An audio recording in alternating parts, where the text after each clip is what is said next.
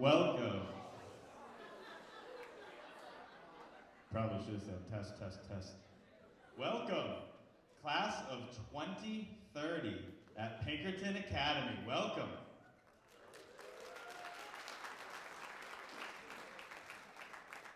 "2030, that is a little unreal.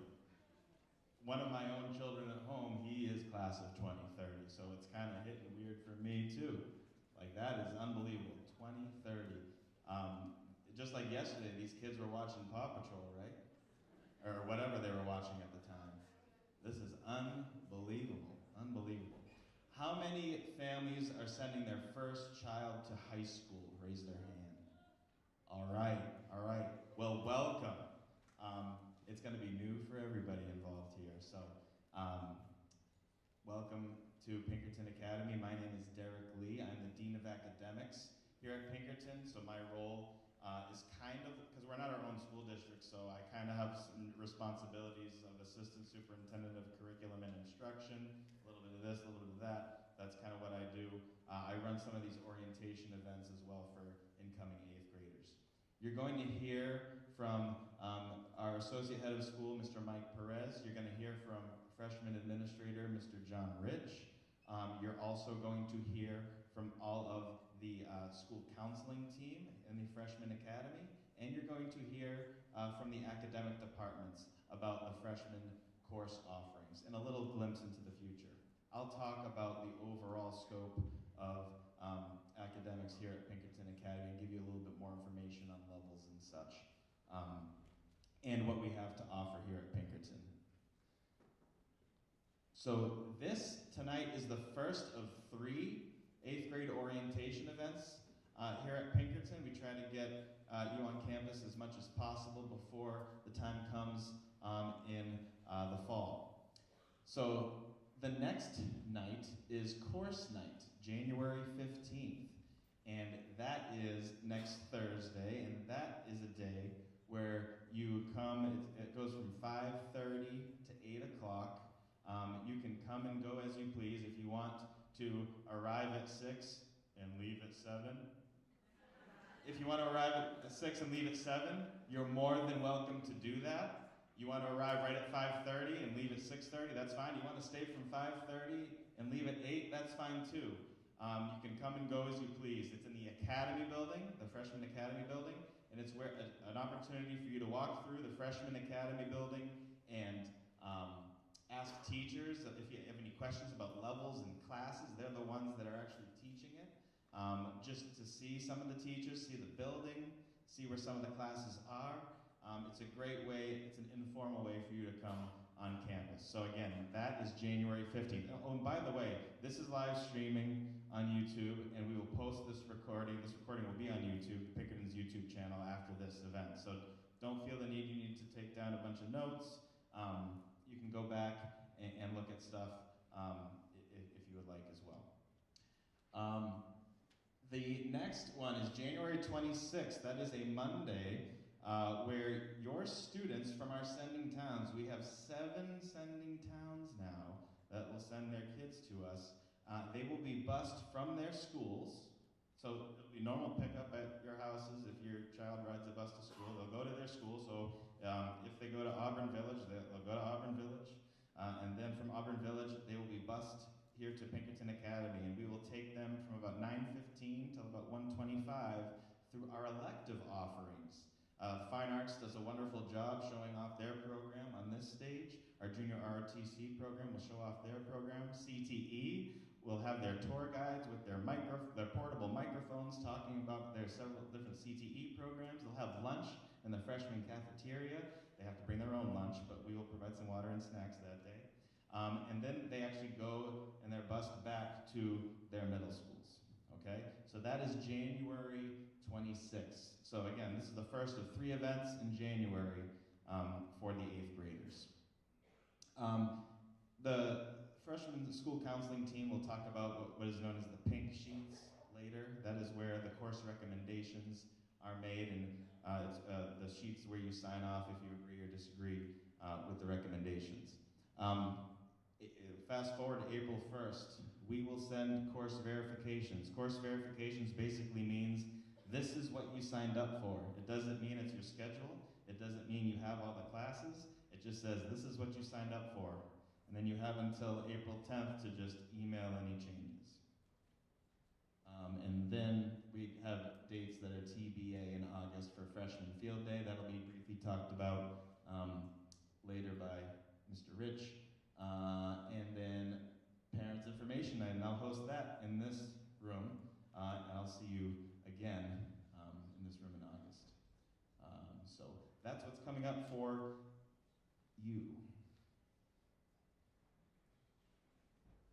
The most relevant information for you on our website is under Academics, or you can go to under About and then Current 8th Graders. If you click on the Current 8th Graders section, it will lead you to basically all the information that you will need.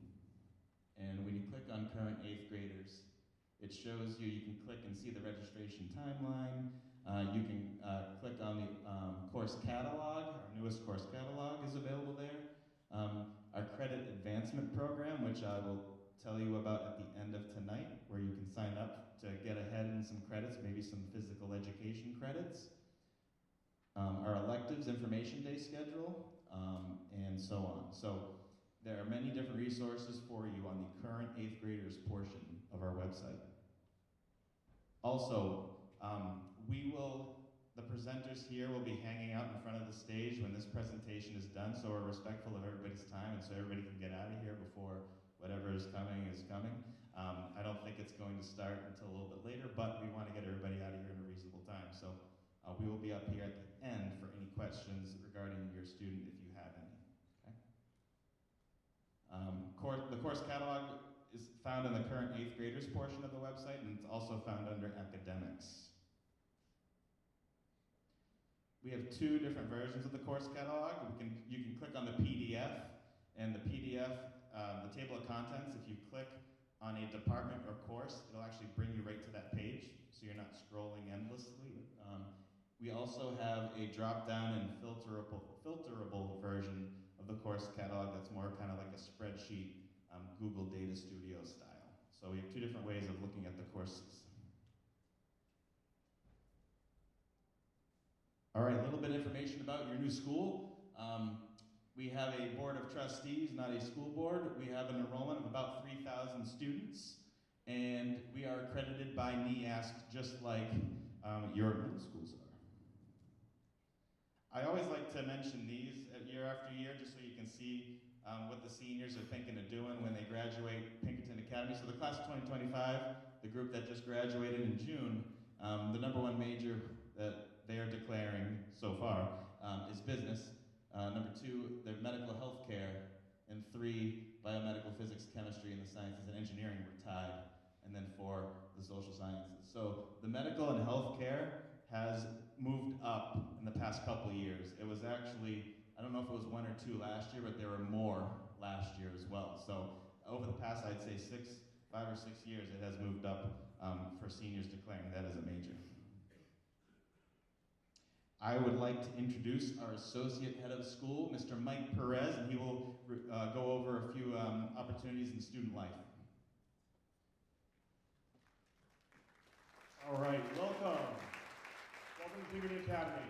So the first thing I'm going to say to you, I'm going to say this to the parents because the kids are going to hear me say this on the first day of school. And I'm going to say to them, especially the freshmen, I'm going to say, before you know it, it's going to be 2030, it's going to be June, and I'm going to be standing in front of you again, we're going to be talking about graduation. And it's going to be the beginning of graduation week. And it seems like it's so far away, but before you know it, and I have kids every year, seniors every year come up and be like, I can't believe how fast the last 4 years went. So for the students that are here and for the parents that are here, just wait. Get ready for the ride, buckle up, because it is fast, it's crazy, and it can be fun if you get involved, okay?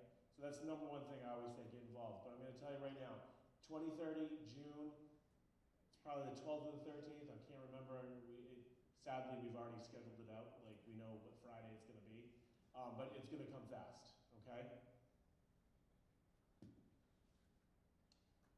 So first we have, should I skip them? Nope. First let's talk about athletics. So we have 36 varsity sports and 11 freshman teams. So you'll see up there all the fall, winter, spring sports. We also have intramurals, and we also have clubs and activities, and I'm going to talk about that in a second. So clubs and activities, we have over 60 clubs. We actually probably should change that number going into next year because we probably have over 70 by now. So there is something for everyone to do or participate in here at Pinkerton Academy. If there's not something on that list, the easy thing to do is you would contact who my admin assistant is, and she has a form. So if you come up with a club that's not up there, has no similarities to anything up there, and you want to start a club, and you find a teacher that is willing to help out with that club, you fill out a form, you come meet with me, and then it's either approved or we talk it out, we tweak it and things like that. But it's open to more clubs, but right now we probably have over 70 actually. So again, there's always something for somebody. The Freshman Academy. So if you haven't been on the campus, I would highly recommend all those dates that Mr. Lee had up on the slide earlier with all the dates about all the different events. I would highly recommend you take advantage of that. The more you know, the better coming into that first couple of days of school. Okay? Like Mr. Lee said, if you just come for an hour, you just come for an hour on next Thursday. Okay? But it's so crucial. So this building is on the other side of campus, and this is primarily for freshmen with their core classes. There's the 2 associate deans of students or assistant principals are housed in this building, and there is a school counseling office housed in that building as well, and also special ed rooms and resource rooms in that building as well. Okay? They have a designated lunchroom in that building, so all freshmen will report to that lunchroom to eat lunch every day. They will go out and about for some electives, but for the most part, their core classes will be right in that building. Okay? And then here we go. So the freshman associate deans, Ms. Larkin is not here today, but we do have the infamous Mr. Rich. What an introduction. So myself and Miss Larkin up there, no idea where the picture came from, so don't ask. We also have one of our support dogs as well. We have 2 of them in the Freshman Academy building. And the freshmen will see those as we make our way around the Freshman Academy building. Our 2 lovely assistants, so one of the first faces the kids will see when they walk into our office is Miss Moulton and Miss C, right? And they kind of run almost everything in the office, right? They take care of all the daily attendance things and stuff like that. So if your son or daughter is going to be absent, right, they would call into the office and one of these 2 lovely ladies would answer and take care of attendance for them and all sorts of other things as well. So, like Mr. Perez was talking about, one of the things that makes us a little bit unique is the size of our school, but one of the ways in which we try and make it feel a little bit smaller is we have this Freshman Academy building, right? And as you alluded to, a lot of the core classes will take place in here. So there are other classes, like phys ed, for example, where kids will be out or maybe an art class where they're out and about on campus. But a lot of times the 4 core classes will take place somewhere in this building. And that kind of helps shrink the size of campus, if you will, as well.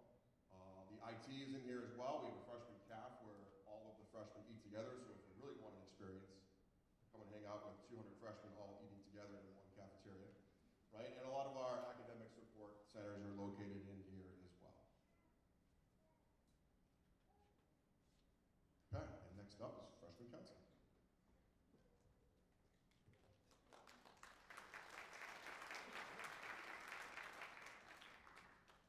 As was said, the freshman counseling office is located in the academy building. We have 4 counselors that are exclusively for our freshmen. Those are across the top. I'm Miss Martz, one of the freshman counselors.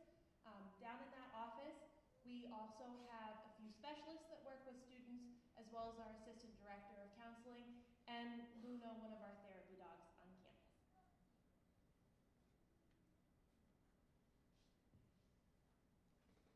So this month, registration materials will be distributed through sending middle schools, and the course catalog is available online on the website.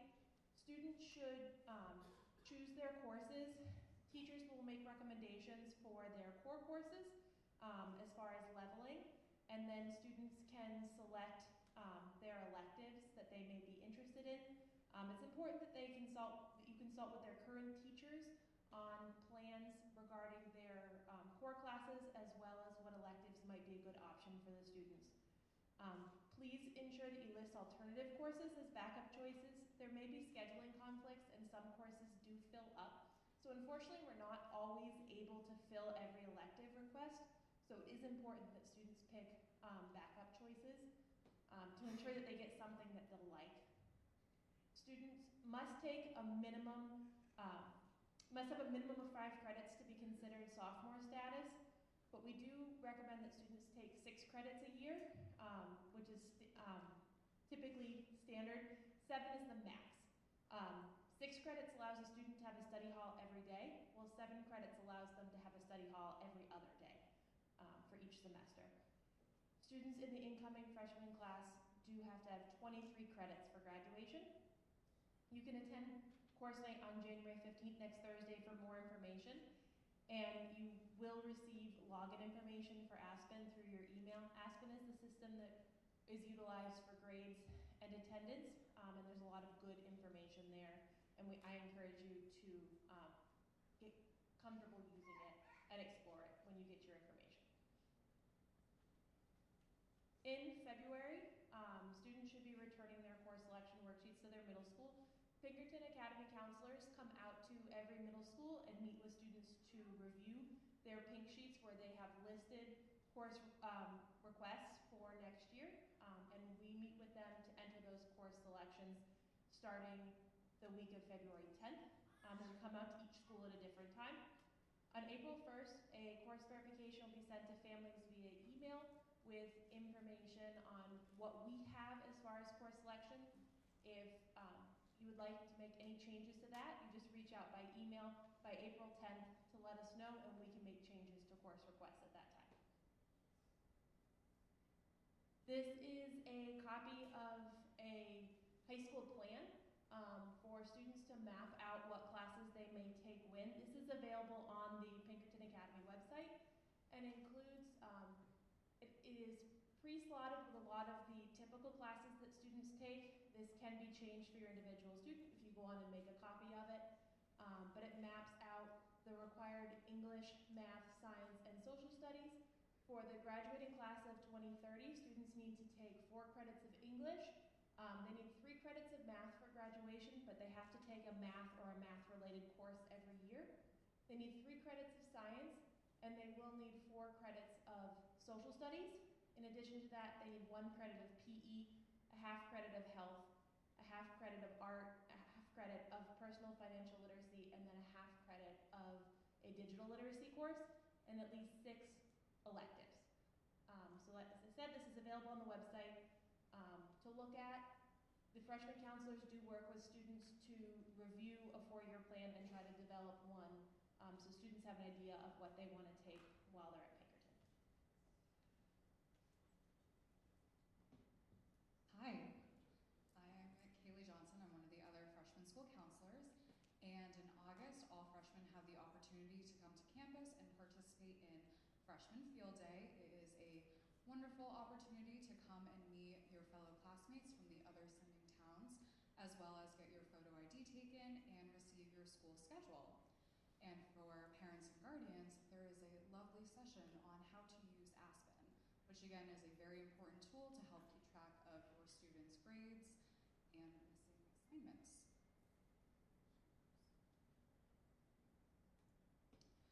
All right, some transition tips for students from us at school counseling. It's really important to get started by engaging in your education, make careful course selections, and attend field day, and get involved. Like Mr. Rich mentioned before, and Mr. Perez, there are a numerous amount of sports and clubs for everyone to do, and if you don't see something you like, you can always get a new club started. Set goals and intentions for freshman year. What is it you want to get out of your first year here at Pinkerton? And how do you want it to kind of set the course for when you graduate? Develop study skills that work at home and at school. important to make sure that you are prioritizing your education while also having fun and keeping that school-life balance. In August, September, all students will be meeting with their school counselor, and it's important that you all show up. We are a great resource, and we are here to help you have a smooth transition to Pinkerton Academy. And please make sure that if you do have any questions or concerns that you reach out to us via email, stop in, make an appointment. We are here to help you. And please welcome back to the stage Mr. Derek Lee.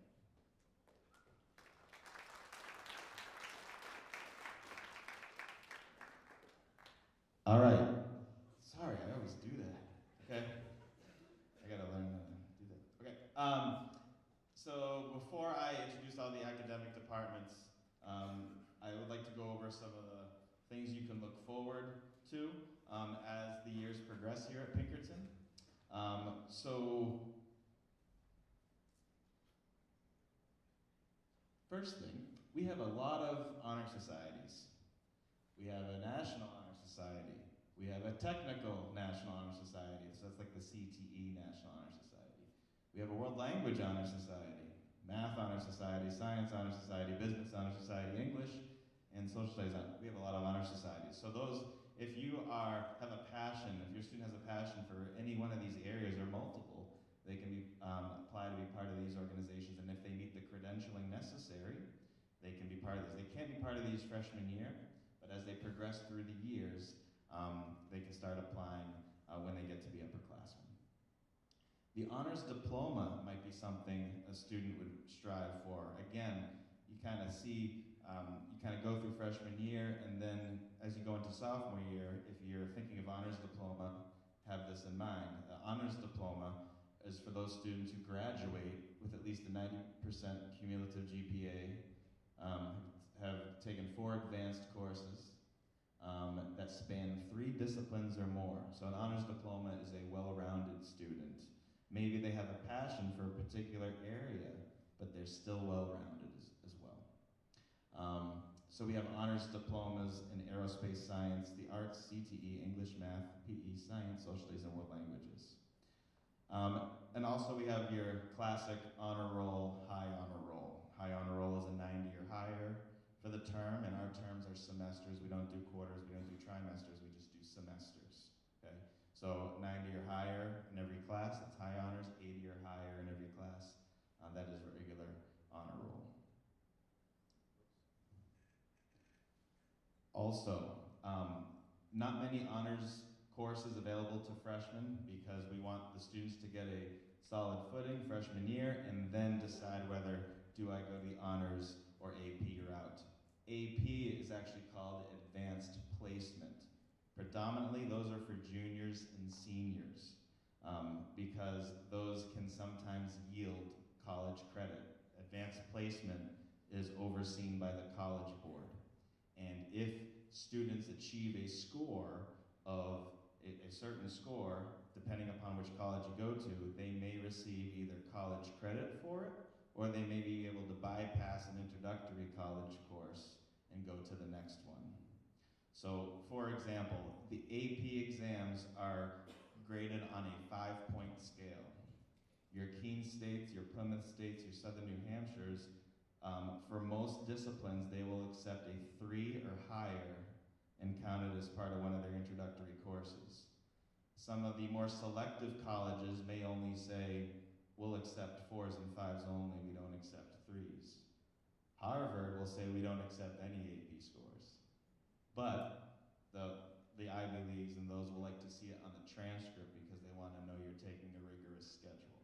So it really depends on the college eventually that your student is applying to based on whether they accept an AP score or you're able to bypass an introductory class to go to the intermediate.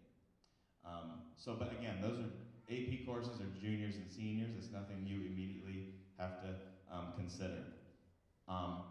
So AP courses are considered college level courses. Honors courses are advanced high school courses.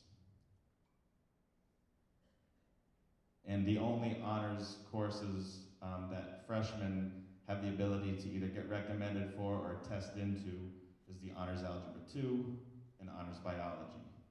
And I'll get to that a little bit later. Next is what we've made a lot of strides on over the past decade or so, concurrent enrollment. These are different from AP. But they are college level classes. Concurrent enrollment is basically when students earn college and high school credit at the same time while at the high school.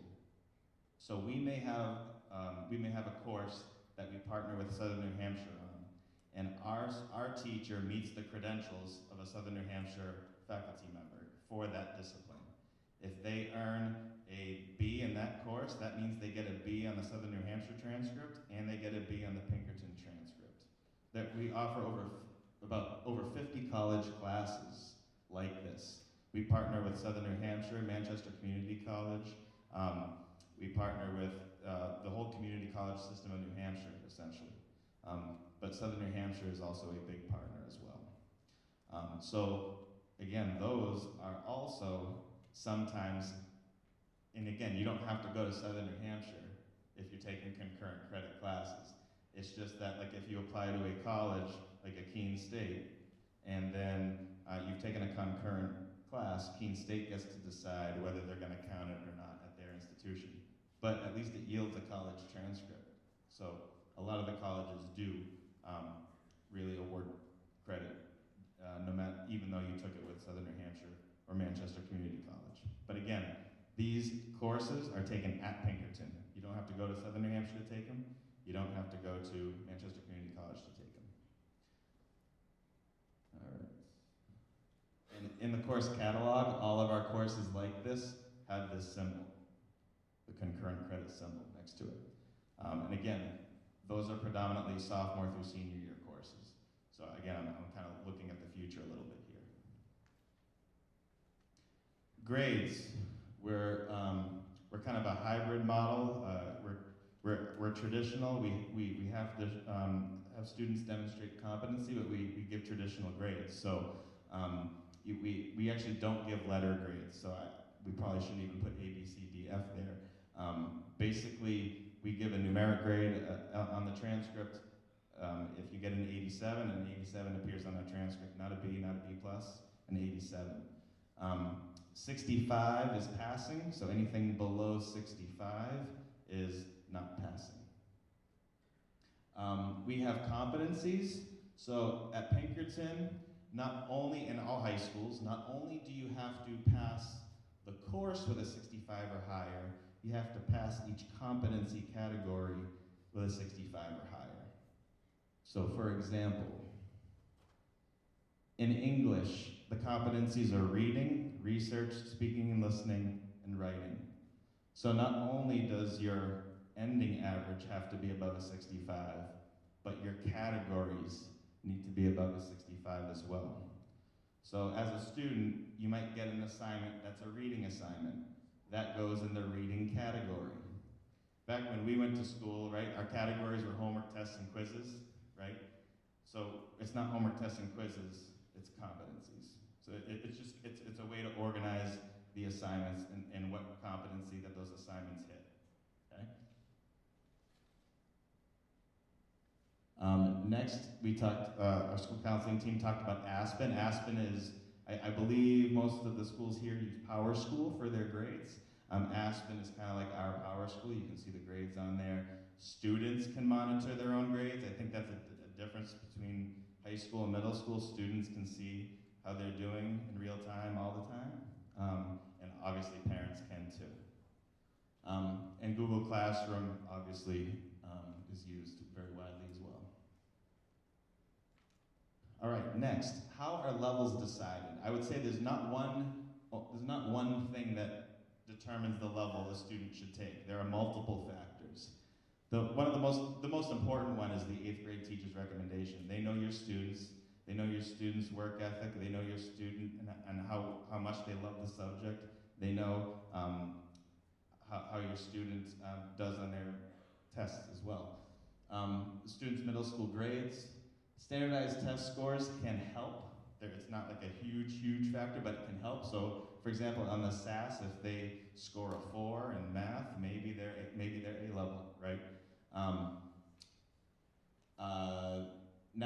to the Honors Algebra 2, I mentioned the only honors courses available to freshmen, potentially, are Honors Algebra 2 and Honors Biology. If the teacher from your sending school recommends them for that, they will be enrolled in the honors class. However, if either the teacher's unsure, the parent's unsure, or the school wants to make all their students test, which is great too, they can take the placement test and see if they qualify for the Honors Algebra 2 or biology. They don't have to do both either. They can take the math one and not take the science one. They can take the science one and not take the math one. Perfectly fine. These are the dates and the times for them. January 27th, January 28th at 4 p.m. 4 p.m. All right, and next is parent-student choice, unless there are prerequisites, like especially for electives. When you saw the high school plan that our school counseling team brought up, you saw like their freshman year was pretty busy, sophomore year a little less busy, junior year more opening, senior, right? So they get more elective choices as the years progress. Info about leveling. We have multiple levels here at Pinkerton Academy. I would say the most important piece is to make sure that your student is challenged but not overwhelmed. You want the most rigorous course schedule that your student can handle without being overwhelmed. I think that's the most important. We want our kids and our students to find balance in their lives. So that might not mean like when they get to junior year, they're not taking 7 APs, right? I'm going to tell my own kid not to take 7 APs when he's a junior, right? We want to make sure our kids are challenged, but still balanced and able to do the activities they love to do. All right. So explorations level, that's typically, those recommendations are done by a special education team. C-level students prepare students for community college or career preparation. We have B-level. B-level is our largest. It's where a lot of our students take classes. That is your standard college prep level. But that's not to say some B-level students will go to community college and they'll go straight to career. Maybe they may love and excel in a certain subject and they want to take B-level, and they do that as well. So B-level is where I would say we have the largest amount of students in that level. And then A-level, you can think A stands for accelerated. It is the higher level for a 4-year college, your competitive colleges, right? Nightly homework, expected to study for tests and quizzes independently, fast-paced classes. That is the A-level. Class standing requirements. To become a sophomore, you must have earned at least 5 credits your freshman year. To become a junior, 10 credits, and become a senior, 16 credits. Here is the chart for the graduation requirements for high school. This class has probably the most social studies requirements Pinkerton has ever had. Years ago, Pinkerton only had 2.5, then they went to 3, and then with the new state rules, went up to 4 for social studies. So let's go piece by piece. Math is 3 credits, including algebraic concepts and statistics. The typical progression in math is Algebra 1 freshman year. Sophomore year, you have a semester of geometry and a semester of statistics. Junior year, Algebra 2. And then senior year, that's where students kind of go in multiple pathways. And again, that's the typical progression. Some students may start freshman year with pre-algebra. Some students may start freshman year with honors algebra 2. But the typical progression is algebra 1, and then sophomore year statistics and geometry, which are semesterized classes, algebra 2, and then they veer off. And that the algebra 2 junior year, that was the thing when I was in high school, right? That's what you took your junior year. And it's the long-standing philosophy from colleges that say they want to see algebra 2 on a transcript because they feel that algebra 2 is something that students really need to buckle down, try hard, and overcome some obstacles and pass and do well. So that's kind of why Algebra 2, I think, remains typically in that, that junior year of high school in most high schools. But that's what we heard from college admissions counselors. And I listened to a panel a few years ago, and that's what they said about Algebra 2. I found it interesting that Algebra 2, they say, is like a big kind of separator in who's ready for post-secondary and who might need some, more education in that. English 4 credits, science. The typical progression is freshman physical science, sophomore biology, and then the third science is typically chemistry or some sort of other physical science. A lot of our students do take 4 credits. A really popular elective junior, senior year is forensics. We have forensic 1 and forensic 2. Kids love it. They love the forensic science classes we have here. That is a really popular class. Social studies, freshman year, world history a semester, cultural geography a semester. You move to sophomore year, American government for a semester, and economics, what I used to teach, for a semester. Junior year, U.S. history, and then senior year, a semester of Granite State history, because there was a new state requirement that you needed New Hampshire history as kind of a standalone, and then a semester of law and ethics your senior year. There is a PE1, a semester of physical education, and 2 semesters of physical education for a requirement. So freshman year, you'll typically take PE1. Health, there's a semester requirement that is typically done sophomore year. And the fine art requirement, a lot of students typically take that freshman year. And then digital literacy, that kind of, people take that kind of when they can. Decent amount take it freshman year, but people take the digital literacy, that's the old, in our day, computer class, but we have multiple options, it's not just computers, but we have multiple options to satisfy that. And then also a half credit of personal financial literacy. We have 8 different classes that fulfill that requirement because they can look at it from different lenses in different subject areas. And then their choice of electives. And this page is in the course catalog as well, so and it's a lot to take in. A lot of this information is a lot, but again, the course catalog's online. You can rewatch any portion of this at a later time. We already showed this. All right, and I mentioned the honors biology and honors algebra 2. The world languages, we'll talk about the advanced world language classes for freshmen as well later on down the lines. And we talked about the test and when that's coming. All right, bell schedule. So Pinkerton, we run something called an A-B block, which means the classes switch every day. So we have a red day, we have a white day. We have a red day, we have a white day, we have a red day, we have a white day. 4 periods per day. And for example, your student may have English on a red day to lead it off, physical science, then cultural geography, then ending with a study hall on a red day. That could be Monday. Tuesday's a white day, and they could have physical education, study hall, math, and then Spanish. That could be their schedule for semester 1. So it'd be a red day, white day. So that's not to say every Monday is a red day, right? Because they keep switching every day. So the following week, the Monday would be a white day.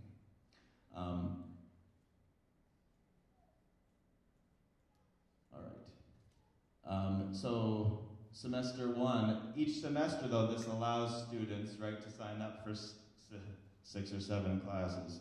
Yes, it allows students to sign up for 6 or 7 classes because they have 2 days of classes to fill. And you might say, well, they have 4 classes, where does lunch fit in? Well, our periods are 80 minutes long, and lunch fits within 3rd period. So for example, see where it says cultural geography / lunch? 3rd period, they may go to cultural geography for 80 minutes, and then go to lunch after that, before their 4th period. Some may have lunch first, and then go to 3rd period. So it's built in Lunch is built into the third period. So it's whatever class they're in determines what number lunch they have. We have 4 different lunches. We have academic supports. This is another thing we're pretty proud about here at Pinkerton over the past decade. We've enhanced the academic supports available if students would like to take advantage of those. First of all, we have a flex period at Pinkerton Academy. It meets every single day after first period. Flex is 33 minutes a day. And what happens is on Mondays, students can meet with their flex teacher, talk about how things are going. Maybe a math test is coming up on a Wednesday, and students can go and sign up to see their math teacher on Tuesday during flex for maybe a study session before their Wednesday test. So I have 14 students in my flex. Every Monday I call them up one by one. I talk to them about how things are going, where their struggles at.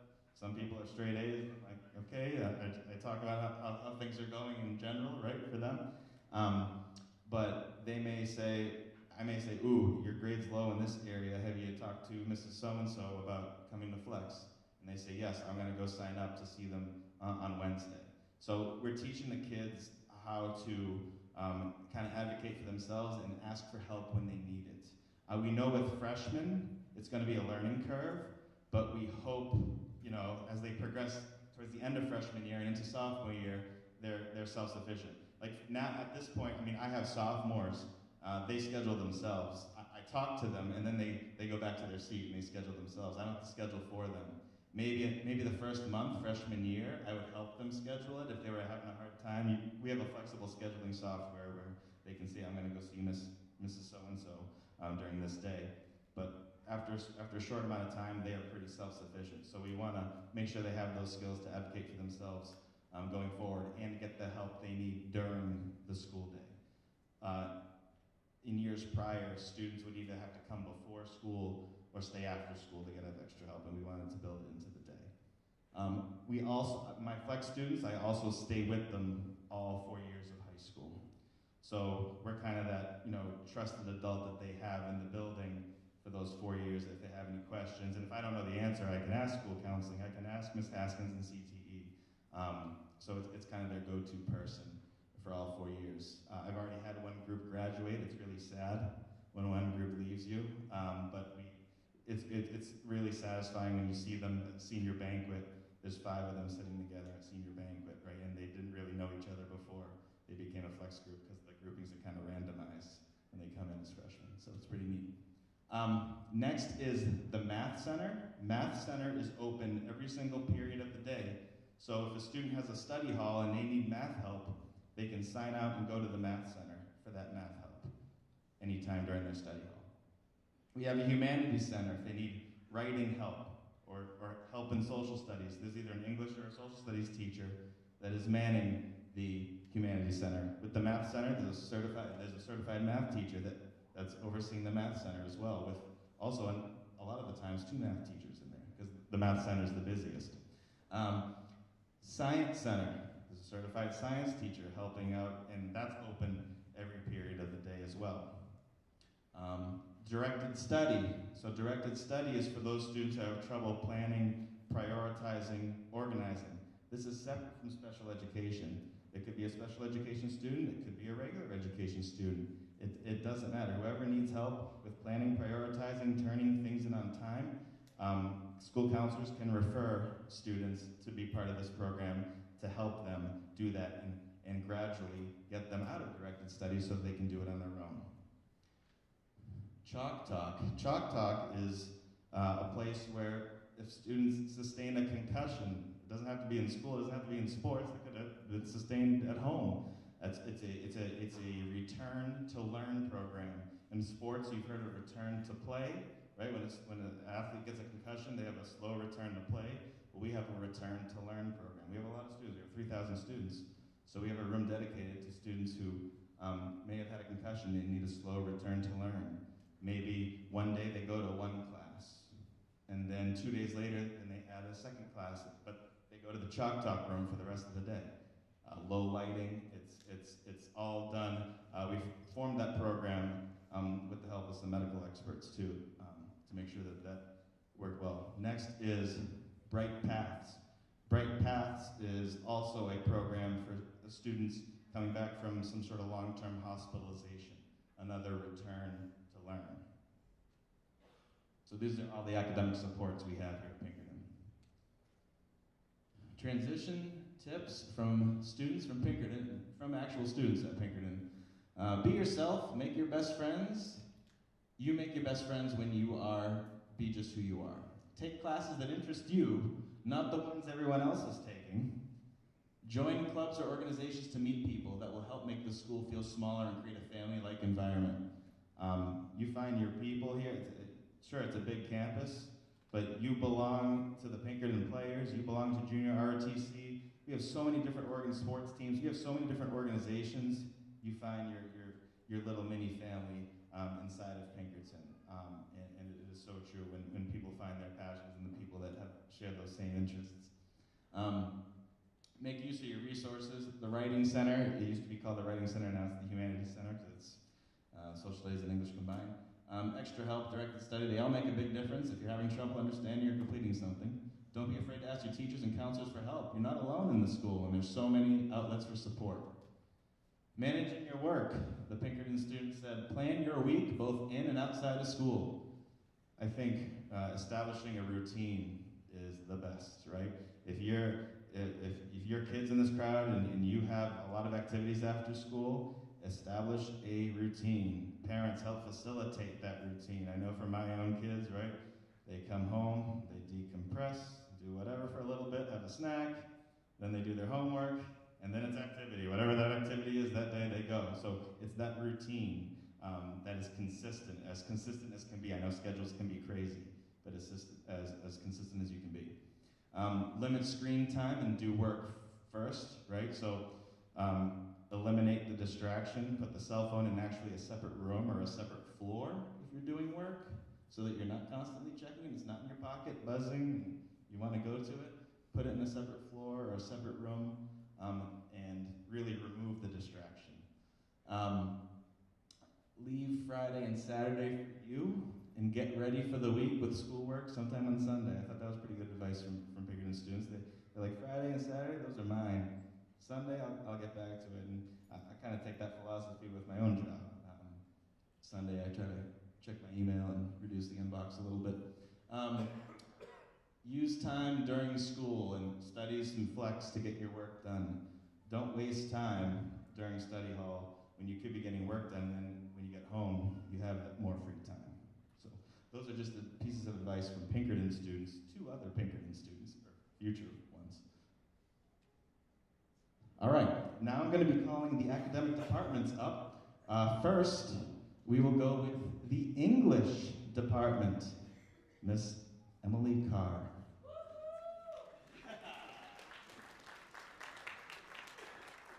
Thanks. I'm super excited to be here tonight. I'm usually pretty animated, but I'm extra animated tonight. One, because I'm over-caffeinated, but also because I have an incoming freshman as well. My eldest child is going to be a freshman next year, so I'm wearing both the parent and the teacher hat today, so super stoked. Welcome. We're so excited you're coming. I am an English teacher and have been for 15 years, but most of my bread and butter, my core classes that I teach are freshman English classes, and I've been doing that for 15 years. So I'm your go-to person if you have any questions about English. So just an overview of English, which is required all 4 years.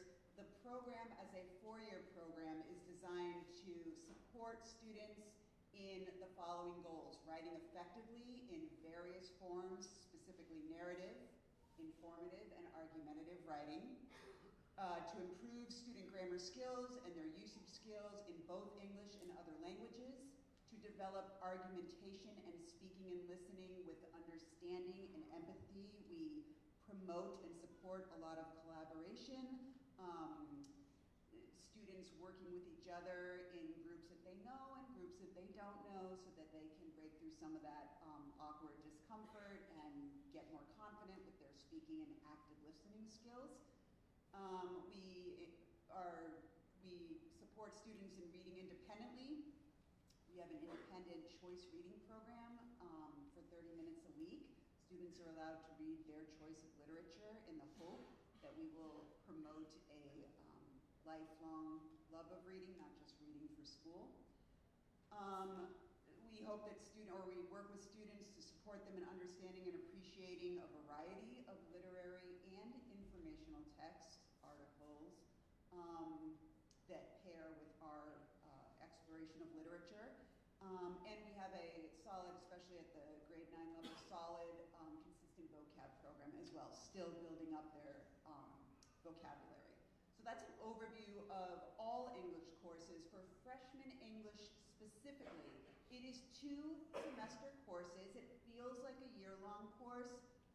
They are consecutive. In most cases, students stay with the same teacher. They usually stay with even the same period.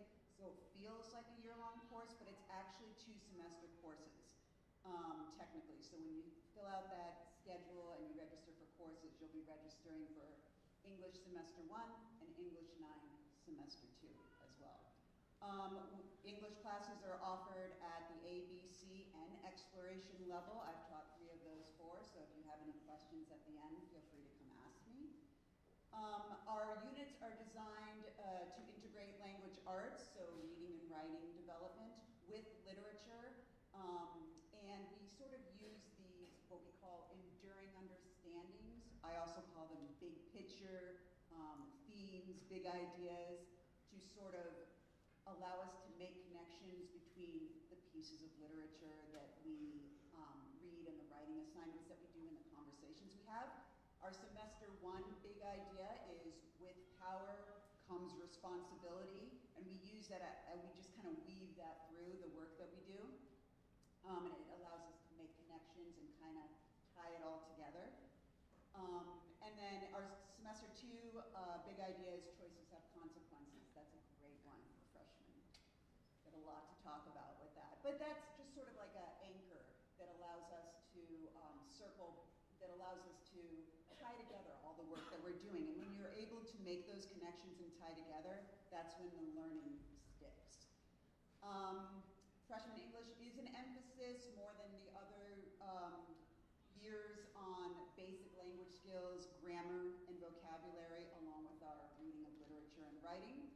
And of course, many of you will recognize those tried and true titles, like The Odyssey, like To Kill a Mockingbird, like Romeo and Juliet. Those are, in most courses and most levels, are core literature pieces still, but we modernize them with outside reading and, of course, the independent reading program. We throw a bunch of cool short stories at them, and we pepper in some informational text as well to kind of make those literature pieces that some of them are ancient, right, more relevant and modern for these students, and something that they can connect to. So that's the English program. Who am I handing off to? World language. Thanks, guys.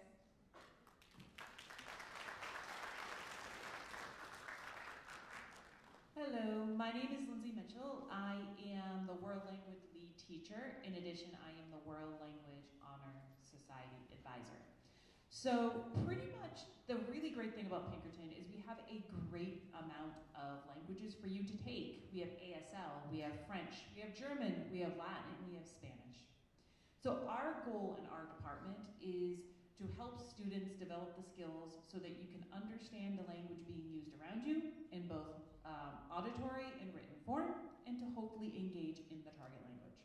That is our goal. Whether it's ASL, German, Spanish, French, Latin, it's going to be more reading, but that's kind of the goal. For all of our freshmen here, most likely you'll be starting off at the level 1 or the level 2. So we highlighted those in yellow for you. So American Sign Language, German, and Latin, you will start at the level 1. In A, you only do A's and B's. A B is for someone who has no exposure to a foreign language. None at all. You're a true beginner. Our A levels are our students who are high achievers and or they have learned a language before. For example, if you took Spanish in middle school, you did fine. You just really don't want to take Spanish again. then French A might be, 1A might be a better option for you. So, the one thing you will notice up there is for French and Spanish, freshmen can start at the level 1 or the level 2. Level 2B is for students who did fine in middle school, but will need to move at a slower pace and get extra review. Your A's are your high achievers. The best piece of advice I can say is trust the recommendation of their teacher. And if you have any specific questions, you can reach out to me, Elle Mitchell at pinkertonacademy.org, or my boss, Mr. Phelps, as well. Between the two of us, we can answer those questions for you, okay? The World Language Honor Society thing, it doesn't really impact you till you're a junior. You have to be in your 3rd year. So let's go over a couple other quick things. Right here, we list the benefits. A lot of these we already know. The biggest thing I like to say, learning a language helps you engage with your global community. It allows you to understand when you hear different languages around you. It also helps you to engage with other people. It does look good on college transcripts, and it's a great opportunity. We do a whole bunch of trips to Costa Rica, France, Germany, Italy, England, Spain, Quebec, and New York. We also do 2-week exchange programs for our Spanish students. Kids from Spain come and stay with us for 2 weeks, and the students go there. Usually you need to be in a level 3 to do that. We try to send kids at the level 3. Then they also get an opportunity to go to Costa Rica. And that is it. And our next lovely department is math.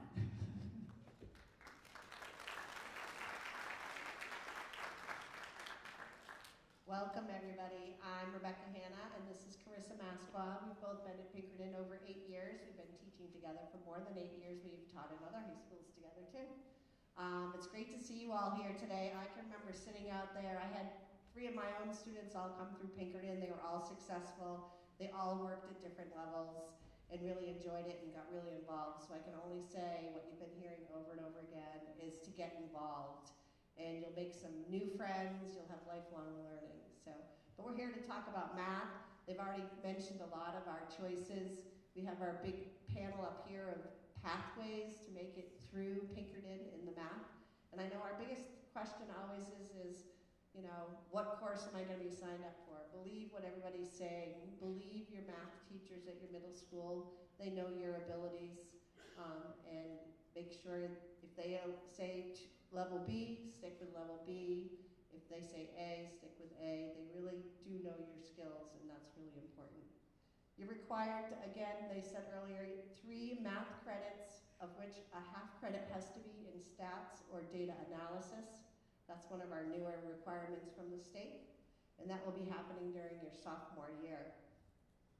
One of the most exciting things in our math department, and it was brought up again by Mr. Lee there, was we do have a concurrent class this fall we're adding, which is going to be quantitative reasoning, B level, and it's with Manchester Community College. That may seem far away, but it is really exciting as we add new courses to Pinkerton. We're always trying to change and make it better for all the students. And that is going to be a great course. If you're not an AP student, you're still going to be able to get a concurrent college credit in your years here at Pinkerton, so make sure you do that. So how are our levels really going to affect us here at Pinkerton? So as was already said, we have basically 3 levels, A, B, and C. Again, listen to whatever your students' teachers saying for recommendations for them. They do know them best. In each of those A, B, and C levels, you can expect to get homework in math pretty much every single night. C level, you're going to get like 8 to 10 problems. It's just going to be just making sure you understand what you learned that day. And as you go higher, B level, A level, the amount of work that you'll get will be more. We also offer an explorations courses as well. In those classes, you usually typically do those homework and stuff in your classes.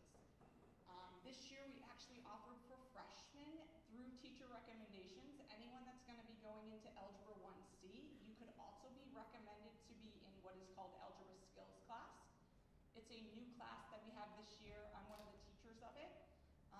And basically what it does is it just helps your kid to kind of boost up those math skills a little bit to get them kind of a little bit more comfortable in their math class and get them kind of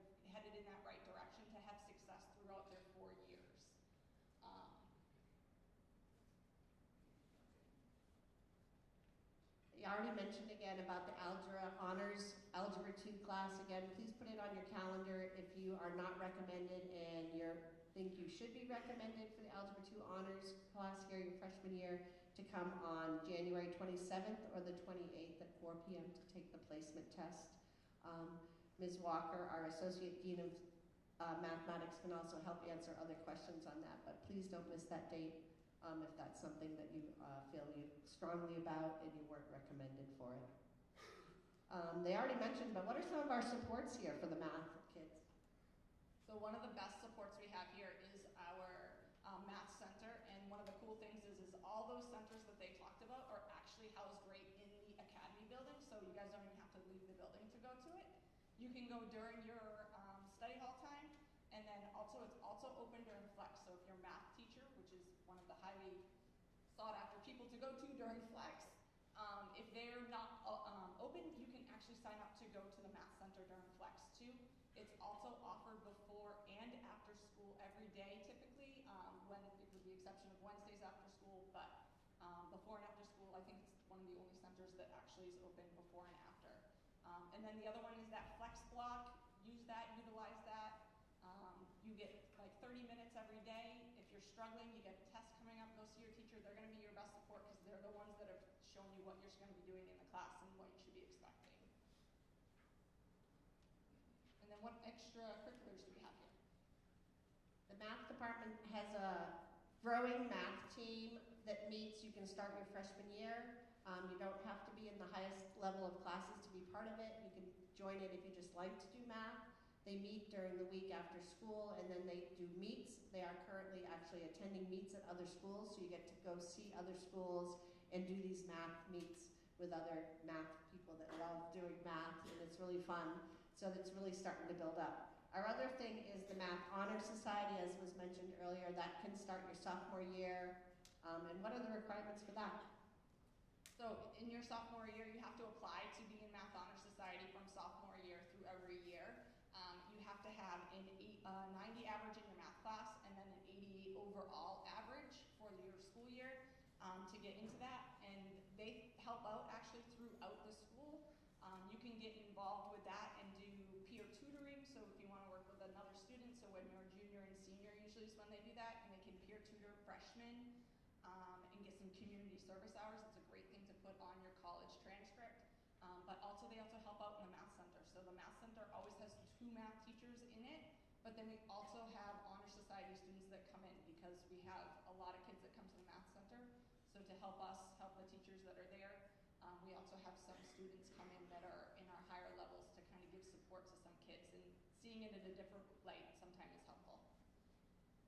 The kids are a great help in the math center. It's great that they're there with us. A lot of them are juniors and seniors, and it's great when they work with the freshmen. So please use that out. In closing, again, it's really important to think of all 4 years when you're thinking of your freshman year. So for the math part, think of your courses and think of where you want to go, because that's really going to make a big difference. It's going to fly by. You're going to have a great time and really get involved too. So thank you very much and have a good night.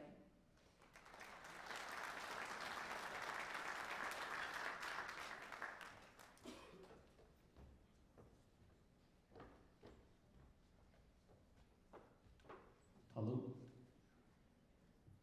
Hi, I'm Mr. Mancinelli. I've been teaching for 25 years now, and the first day I started teaching, no one ever calls me Mr. Mancinelli anymore. The first day, they call me Mr. Mans. I'm affectionately known as Mr. Man. I'm going to talk about the science courses here offered at Pinkerton Academy. I've actually taught chemistry levels A, B, and C, but now I'm teaching Journey Through Physical Science levels A, B, and C. That's the course that most of your students will be taking their first year at the Pinkerton Academy. And the first semester will be chemistry, and the second semester will be physics. Some topics we cover in chemistry: atomic structure, chemical reactions, nuclear chemistry, and in physics, the main topics we teach are Newtonian physics and motion, acceleration, momentum, and the culminating project that the kids love at the end of their freshman year is we have them make bottle rockets out of 2-liter soda bottles, duct tape, cardboard, and we launch them with a air compressor on the soccer field next to the academy building. So that's a fun project the kids always look forward to do. As far as the levels go, typically we have our level A, a lot more math, a lot more depth, a lot more rigor. With our B level, a little less math, a little less rigor. Homework typically is both in A level and B level. And then we have a C level, that's more about not as much math, and typically there's far less homework in a C level, and then the final level is exploratory. Oops. And then after the students finish their requirement of Journey Through Physical Science, both chemistry and physics, then they typically move on to biology. And then after that, well actually I have a bias. I think they should take science 4 years here at Pinkerton Academy. I think they should take 4 years of every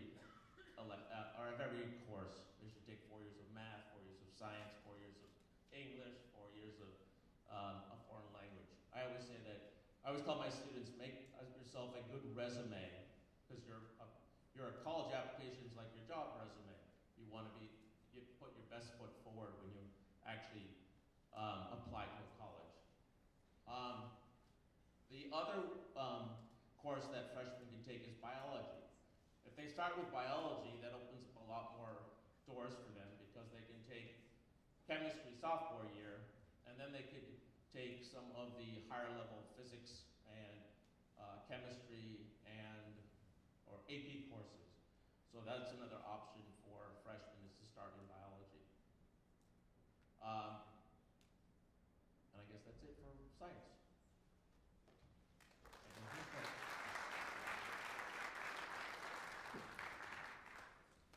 Hi guys, I'm Taylor Camarolo with Social Studies, and this is Norm Kerman.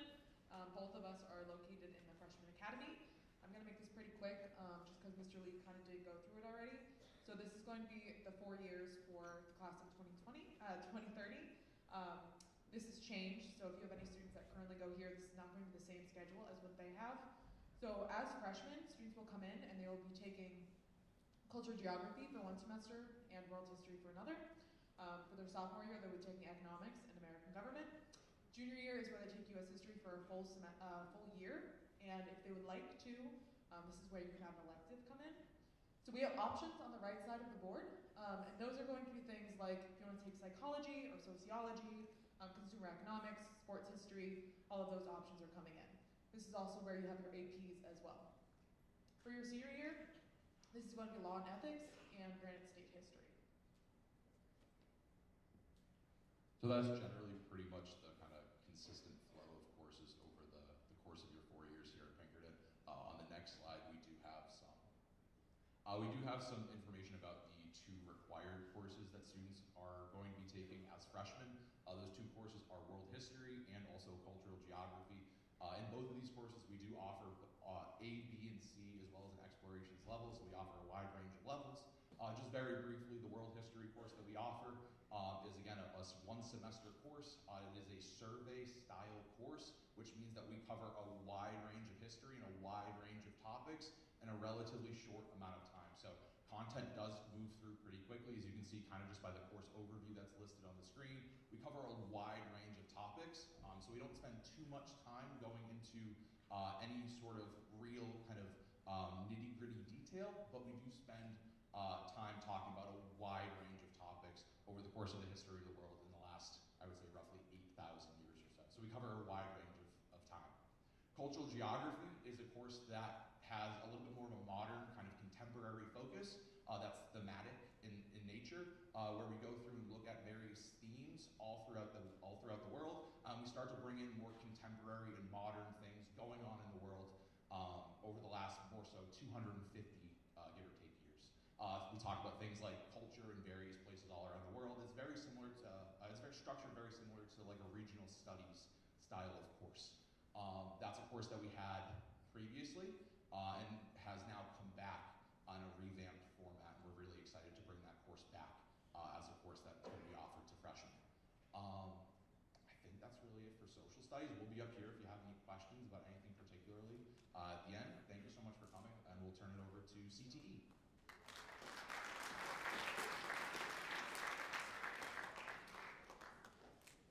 Good evening, I'm Jennifer Hoskins, the Associate Dean of Career and Tech Ed. And so this slide is a visual of everything we have to offer.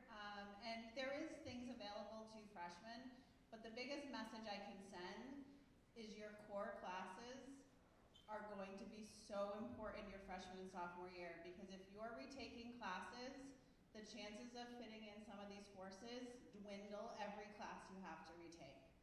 We also have a lot of programs that have prerequisites, like our electrical program has an Algebra 1 prerequisite.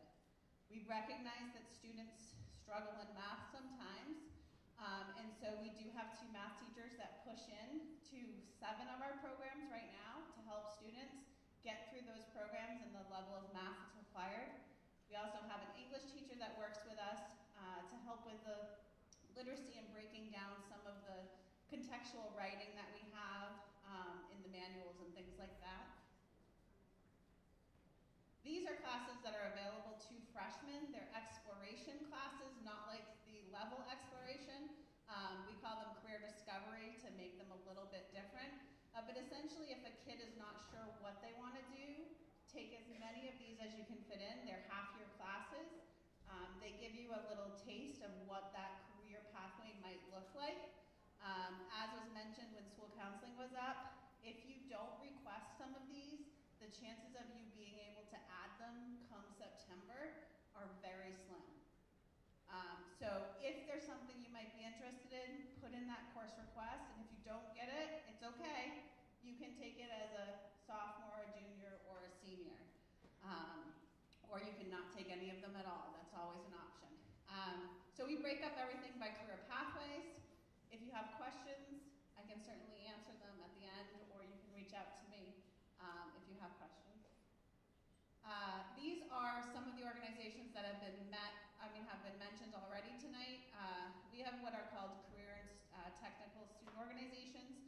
These are where students that are focusing on a certain career compete both at the state and national level and do leadership skills and learning throughout those organizations. We also have what we call student enterprises. These are actual businesses that are run on campus by our students.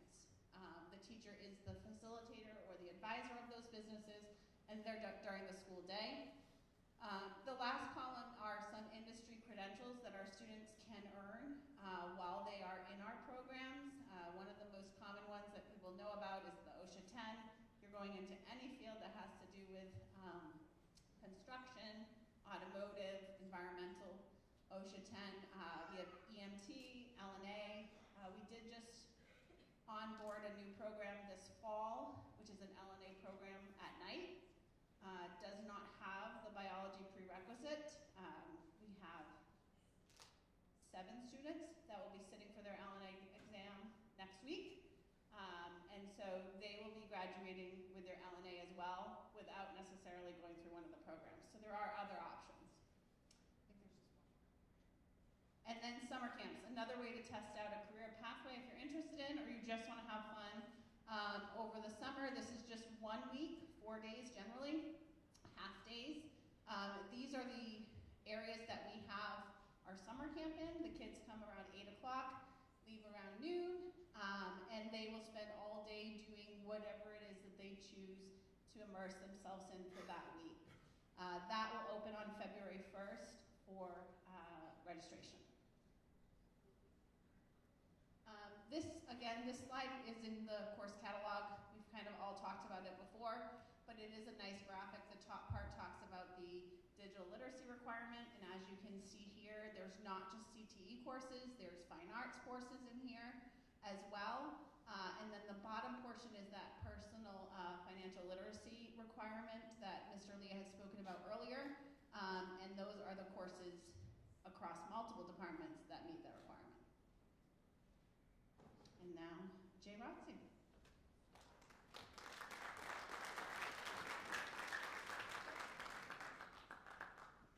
Good evening. My name is Rob McNulty, Chief Aper down here, and I are the Junior ROTC instructors here at Pinkerton Academy. So what is Junior ROTC? Junior ROTC is a Congress-established program established back in 1916 with the Army. Afterwards, Navy, Marine Corps, Air Force units came online. Air Force units, we have approximately 850 Air Force units scattered throughout the world, about 100,000 cadets. So we have most of those here in the continental United States. We have units out in Belgium, Germany, Italy, Japan. What is Junior ROTC? Again, it's a citizenship and service program established back in 1916. We still follow that motto, citizenship, life skills, leadership education. It is a program you can take 1 year, 2 years, 3 years, or 4 years. Totally up to you.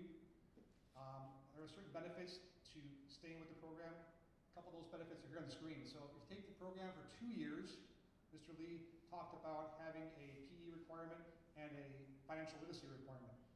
Take the PE program, or take the program for 2 years, you get half of that PE requirement fulfilled with Junior ROTC. You take it for 3 years, you check off that financial literacy piece of that for your graduation requirements. If you stay with a 4 year, there's a couple of requirements, a couple other things you get. So if you do decide to go in the military, you can stay with the program for 4 years. Your recruiter will send us a form. We'll sign the form saying this cadet was in good standing for 4 years throughout the Junior ROTC program, and you will get promoted to E2. And we'll talk a little bit about that other slide. What it's not. It is not a mandatory program. You're not signing up for the military. You are not signing your life away. You can stay for 1 year. Again, you can stay for 2 years. You can stay all 4 years. Totally up to your son or daughter. So I talked about that form that the recruiter will send us. So if you do decide to go to the program or military, if you are kind of inclined to go to the military, Junior ROTC might be for you. If you stay for 4 years, again, we'll get a form from your recruiter. We'll sign that form, and you'll go in at a higher rank. And that could be significant, up to $800 extra a month. So nice benefit there. If you do decide to go to one of the service academies, we've got a couple of folks right now applying to West Point and the Air Force Academy. Again, it gives you a little bit of a leg up on your application process. The curriculum, you can think of the curriculum in two columns, the aerospace science side and the leadership side. So the aerospace science side, we talk a little bit about the history of flight. We start with way back balloons, and we go all the way to current technology, talking about the F-22 and everything in between. Second year, we talk a little bit about the science of flight, forces of drag in an aircraft, how an aircraft operates, how an aircraft produces lift, how engines operate. Talk a little bit about leadership. Every Wednesday is Wellness Day. Every Wednesday is PT Day for us. The third year, cadets do a little bit of a survival school. We'll show some pictures here a little bit on that. Life skills and wellness continues. And the fourth year, this is a cadet-led program. So as you progress through the program, you get more and more responsibilities. You become more involved in the program. And by the fourth year, you're expected to be leading the Corps of Cadets. Next slide. So there's that survival school I was talking about. Come out of their snow cave. Chief takes them back behind the football field out here for the day. They experience a bit of survival. They build snow shelters, build shelters, learn how to start a fire, do things like that. Another thing we do is a lot of field trips. A lot of integrating with the local services around here. We go to Concord, to the airport out there, see the H-60s out there, go up to Center Stratford, go to Civil Air Patrol flights. In fact, we got those coming up next month. We're taking 8 of our cadets. We're going to do Civil Air Patrol flights. Unique thing for us, this is my first time doing this. We went to Peace Air Force Base last year, took a flight on the KC-46. They took us out over the Atlantic. We did some refueling with some Air Guard folks out there. Did that. That was really great. Next slide. So after school programs. again, you can do as little or as much as you want. After school, we offer a number of programs. Flight simulators. We just got four flight simulator computers now. Big screens, 35-inch screens. We have a cadet, senior cadet, who is a pilot, has his private pilot's license. He is helping teach the cadets how to fly, learn the controls, learn how to fly, learn how to maneuver the aircraft. Drone rocket model, we have after school. Raiders. Raiders is a, you can Google Raiders, you can go on YouTube and look out Junior ROTC Raiders, but it's an athletic competition where the cadets get together from different schools and they perform different events. There's a 5K, there's a tire flipping competition, there's a low crawl. By the end of the event, they're all muddy, they're all wet, they're all sweaty, they're all tired, but they keep doing it, they have fun, they have a great time doing it. Robotics, we have that, and archery. Archery is fairly new to us. This is our first year doing a full archery year. We have 20 bows and 10 targets, so we're setting that up right now. You can see it down there in the Shepherd Auditorium, or Shepherd Gym. Next slide. Again, going back to one of the things that is core to Junior ROTC is community service, service and citizenship. Because of our community service, because of that core foundational, that we do a lot of community service things in the community. So we've got Dairy Fest helpers, we've got color guards. A couple months ago, we went up to Nashua to do the Veterans Gala up there, did the color guard for them. Dairy hooks up parades, flag laying ceremonies, 9/11 ceremonies, food and clothing drives.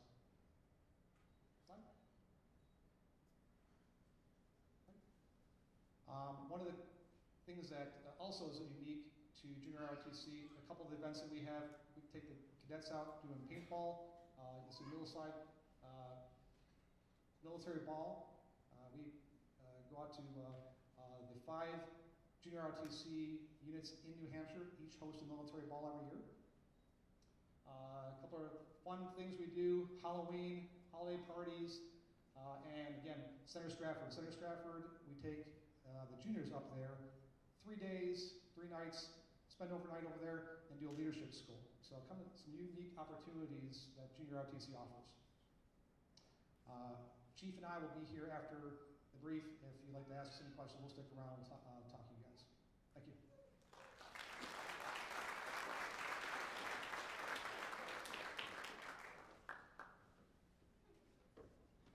Hello, my name is Mike Adams. I'm the Associate Dean of Academics for both Fine Arts and Physical Education.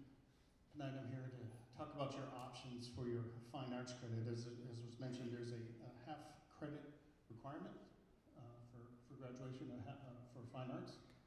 And there's several options. There's the performing arts side. There's also the visual arts side that we'll talk about in a second. Basically, music, theater, and dance encompass this performing arts side, and any of those have options for freshmen as you come in. First of all, up in that left corner of that picture, if you are a band or a chorus student, we encourage you to continue that. When you come to see us, we have a band of about 140 right now. Our chorus is about 80, and they're terrific programs. If you've seen the marching band, they're great kids and they do great work. But if you're not a band or a chorus kid, if you go to the next slide real quick, there are some options. If you do like music, but you're not a band or chorus kid, up in that left corner, there's a course called Roots of Rock and Roll, terrific class. In that intermediate level, another option for freshmen is guitar for everyone. You do not need to know necessarily how to play guitar. We will teach you, and we have guitars here that you can use. If you are coming in as a chorus or a band kid, first of all, the Academy Singers is the choir. The concert band is typically what freshmen take for band, but down in the advanced level, there are options to audition for some of our other groups, jazz ensemble, wind ensemble in particular. On the dance side, there's a Dance 1 class that you can get a PE 2 credit for. The only prerequisite there is you have to do your PE 1 first, which you can do actually before you arrive in September, which I think somebody's going to talk about in a little bit. But if you have your PE 1 credit done, you can take Dance 1 for your PE 2 credit. You also do not need to necessarily know how to dance. If you are a dancer already, you've been dancing since you could walk, you can actually go right into Dance 2 with permission. So that is also an option. Theater options for you are Intro to Theater Arts. Again, you don't have to be interested or even in theater right away or right now. You can go into theater and they talk about how to public speaking and just teach you ways to get out of your shell a little bit. And then another option is technical theater, which is also basically spend a lot of time here in the theater, talking about lighting, building sets, sound design, all that sort of thing. And you can get your arts credit with that as well. And so that's the performing arts side. If we move on to visual arts one more time, we basically have, one more slide. We basically have 4 options in the visual arts side of things. Studio, which is basically painting and drawing, if you like that. Ceramics, which is building with clay. We have 2 computer-based courses. As Mrs. Haskins mentioned, you can get a digital literacy credit for that or a fine arts credit. You cannot get both at the same time. But you could take graphic design for a fine arts credit and then take the next level up, graphics and animation, and get your computer credit. So there's lots of different options there. So studio art, ceramics, graphics, and digital photography are our 4 visual art options. And just like ROTC, I will be hanging out later if you have any specific questions about Bandcamp or any of those things that might come up. That's what I got. Thank you.